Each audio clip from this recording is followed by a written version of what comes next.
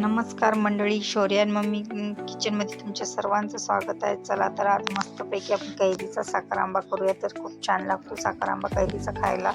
तर इथे मी 2 किलो कैऱ्या घेतलेल्या आहेत. तर छोट्या साईजच्या कैऱ्या घेतलेल्या आहे. तर हे कैऱ्या शेतातल्याच आहेत, तर त्याच्यामुळे ह्या छोट्या आहे.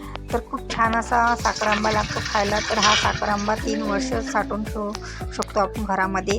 तर 3 वर्ष खराब नाही होत हा साखर आंबा अशा पद्धतीने जर केला तुम्ही तर. आणि लहान मुलं तर आवडीनं खातात हे साखर आंबा का. तर पोळी संग भाजीला काही नसलं तर लहान मुलाला पोळीवर टाकून खायला मस्त छान लागतात खायला. तर इथे मी 2 किलो कैऱ्या घेतल्या. तर हे स्वच्छपैकी आपण पाण्यामध्ये धुवून घेऊया 2 ते 3 पाण्यामध्ये, कारण की आपला जो घाणपणा आहे तो निघून येतो आणि तेलकट असतात त्याच्यामुळे कैऱ्या तर स्वच्छपैकी धुवून घ्यायची. धुतल्यानंतर एका कापडाने पुसून घ्यायची. नंतर सर्व कैऱ्याची आपण साल काढून घ्यायची. अशाच पद्धतीने सर्व कैऱ्याची साल काढायची आहे आपल्याला. तर या पद्धतीने मी सर्व कैऱ्याची अशी साल काढून घेतलेली आहे बघा. तर कैऱ्याची साल काढल्यानंतर काय करायचे, तर पुन्हा ह्या कैऱ्या आणि पाण्यामध्ये धुवून काढायच्या. साल काढल्याने काय होतो, ते बाजूचं तेलकट असतं तर तेलकटपणा त्याच्यामध्ये गेलेला असतो आंब्यामध्ये. त्याच्यामुळे 2 ते 3 पाण्याने पुन्हा कैऱ्या धुवून घ्यायच्या साल काढल्यानंतर. तर पुन्हा कैऱ्या धुतल्यानंतर पुन्हा एका कापडाने पुसून घ्यायच्या आणि अशी जाडसर चपाती घ्यायची, अशी खिसणी. तर या खिसणीच्या आकाराने खिसून घ्यायचे सर्व असे कैऱ्या खिसून घ्यायच्या अशा पद्धतीने. तर मी अशी जाडसर खिसणी घेतली. तर सर्व खिस आपला अशा पद्धतीने खिसून घेतलेला आहे. तर इकडे कढई वगैरे ठेवून दिली. तर कढईमध्ये थोडंसं तूप टाकायचं. तूप थोडंसं कसं टाकायचं, जास्त टाकायचं नाही. तर तुपामध्ये आपल्या जो खिस आहे कैरीचा तो खिस त्याच्यामध्ये टाकायचा, परतून घ्यायचा.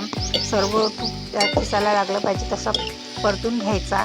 आणि इकडे विलायती काढून घ्यायची. थोडीशी विलायती खूप छान असा सुगंध येतो आणि टेस्ट पण खूप छान अशी लागते, त्याच्यामुळे याच्यामध्ये विलायती टाकायची.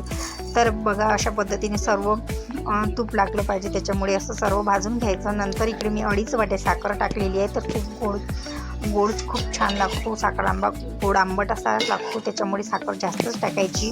कारण की कैऱ्यानुसार, कैरी जर आपली आंबट असली तर साखर जास्तच टाकायची. कैरी जर आपली आंबट नसेल तर साखर कमच टाकायची. तर ही कैरी आंबट आहे त्याच्यामुळे ही साखर याच्यामध्ये जास्तच टाकलेली आहे. तर त्याच्यामध्ये विलायती टाकायची. नंतर छानपैकी असं परतून घ्यायचं.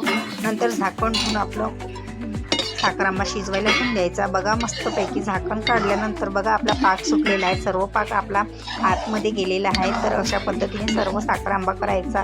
तर बघा आपला साखर आंबा तयार झालेला आहे. तर खूप छान असा साखर आंबा खायला लागतो.